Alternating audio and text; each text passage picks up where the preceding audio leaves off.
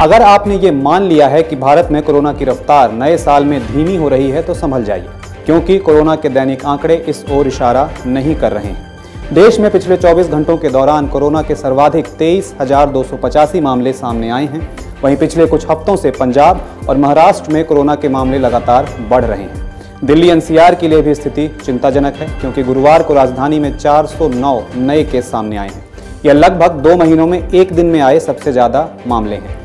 इन बढ़ते मामलों ने जानकारों के मन में सवाल पैदा कर दिया है, क्या देश में कोरोना की दूसरी लहर शुरू हो चुकी है? अब आंकड़ों की बात करते हैं। 11 फरवरी तक देश में कोरोना के दैनिक मामले 11,000 के करीब आते थे, लेकिन बुधवार को खत्म हुए हफ्ते में कोरोना के दैनिक मामले 18,371 आए।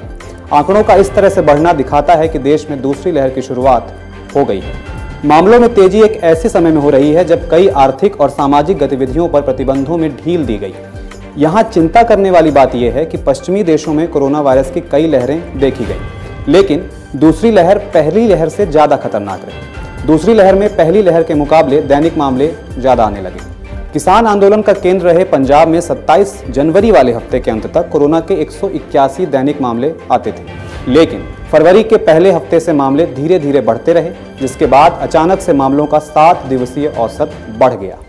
पंजाब के बाद महाराष्ट्र दूसरे नंबर पर है, जहां कोरोना के मामले तेजी से बढ़ रहे हैं।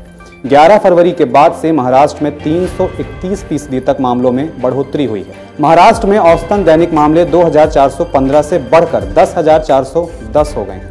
महाराष्ट्र में अब तक 22 लाख से ज्यादा लोग संक्रमण के शिकार हैं, तो वहीं 52,610 मरीजों ने अपनी जान गंवा दी है। पिछले हफ्ते भारत में हुए कोरोना के परीक्षण में औसतन 2.6% सैंपल पॉजिटिव पाए गए।